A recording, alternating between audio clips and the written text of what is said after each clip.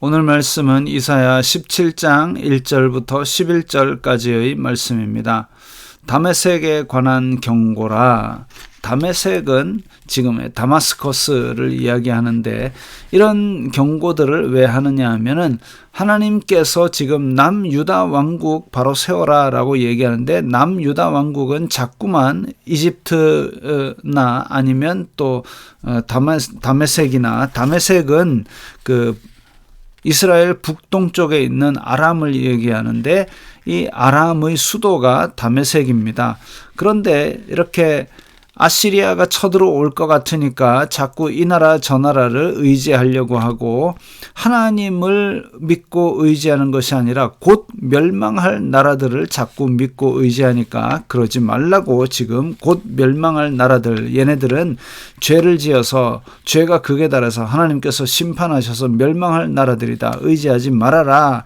이렇게 경고하시는 것이죠.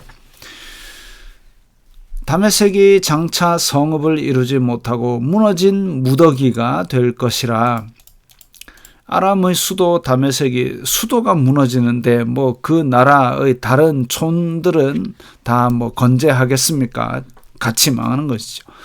아로엘의 성읍들이 버림을 당하리니 양무리를 치는 곳이 되어, 양무리를 치는 곳이라 그러면은 사람 사는 건물들이나 도시들이 없다는 얘기죠. 양무리를 치는 곳이 되어 양이 눕되 놀라게 할 자가 없을 것이며 그야말로 황무지가 되고 목초지처럼 그렇게 평평하게 다 없어질 거란 얘기입니다. 에브라임의 요새와 다메섹의 나라와 아람의 남은 자가 멸절하여. 자, 에브라임은 북이스라엘인데 북이스라엘을 이루는 강한 지파인데 에브라임도 무너지고 다메섹도 무너지고, 사실 에브라임과 다메섹, 즉 북이스라엘과 아람은 자기네들이 연합해가지고 남유다 왕국을 쳐들어 온 적이 있습니다. 근데 쳐들어왔지만 그것이 하나님의 진노를 살 일이었죠. 남은 자가 멸절하여 이스라엘 자손의 영광같이 되리라. 만군의 여호와의 말씀이니라. 그날에 야곱의 영광이 쇠하고 그의 살찐 몸이 파리하리니. 자, 그의 살찐 몸이 이제 바싹 말라버릴 거란 거죠. 마치 추수하는 자가 곡식을 거두어 가지고 그의 손으로 이삭을 벤 것 같고 르바임 골짜기에서 이삭을 준 것 같으리라. 이제 그 하나님께서 심판을 하심으로 말미암아 북이스라엘과 아람이 연합해서 남유다를 침공한 그 죄로 말미암아 하나님이 치게 되는데 아마 이 곡식을 거두는데 손으로 이삭을 벤 것 같다. 몇 개 못 얻는다는 그런 의미로 보입니다. 그리고 골짜기에서 이삭을 주운 것 같은 의미로 그렇게 이제 풍요로움을 거둬 가시는 것이죠. 그러나 그 안에 주울 것이 나물이니 감람나무를 흔들 때에 가장 높은 가지 꼭대기에 과일 2-3개가 남음 같겠고, 자, 그렇게 해서 하나님께서 심판을 하신다 할지라도 지금 자비로 말미암아 남은 자들을 두겠다.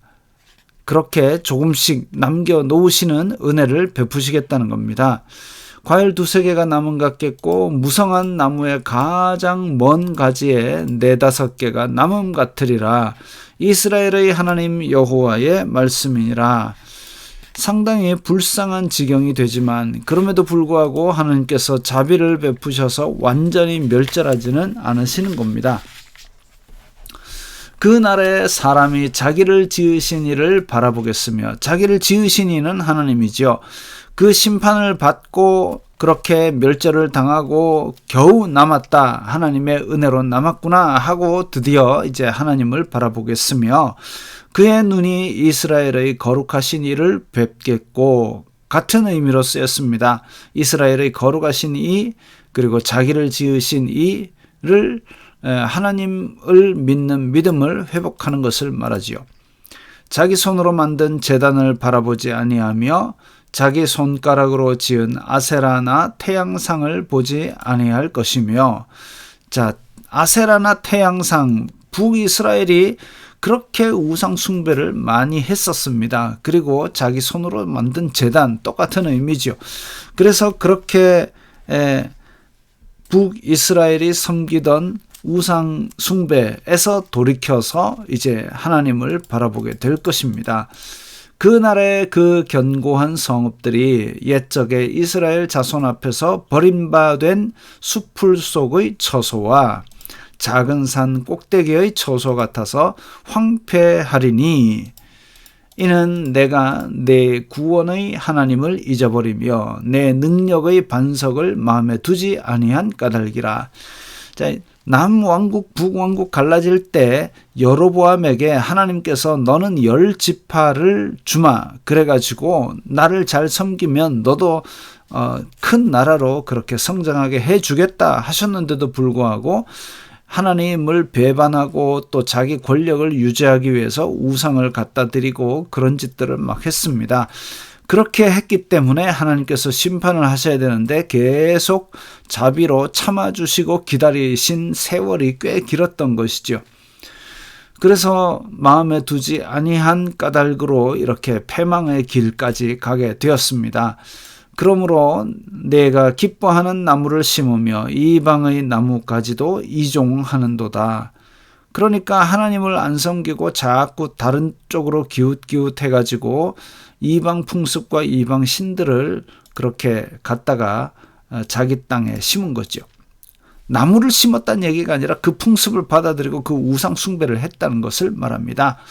내가 심는 날에 울타리를 두르고 아침에 내 씨가 잘 발육하도록 하였으나 근심과 심한 슬픔의 날에 농작물이 없어지리라.